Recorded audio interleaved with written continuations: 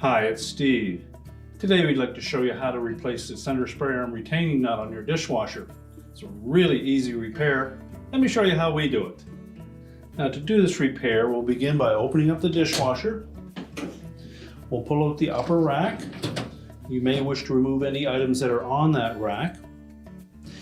If the center spray arm is still in place, you'll need to remove, first of all, the nozzle on the very top. Simply depress the little locking tabs on the side, then lift it straight off.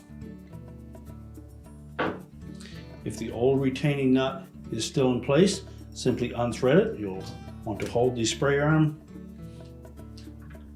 and turn it counterclockwise to remove the old one. We can then drop that spray arm out of the rack, and we'll want to inspect the threads on the top of that to make sure that they're still in good shape. If they're not, you'll need to replace that spray arm, but if they are in good shape, we'll be able to reuse it.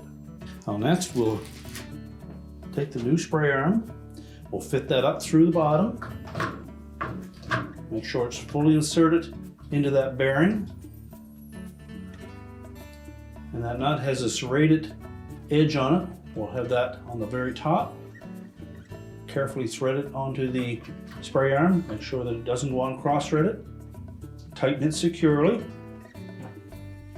We'll then reinstall that nozzle. Again, we'll make sure that these locking tabs engage the two tabs on the side of that center bearing.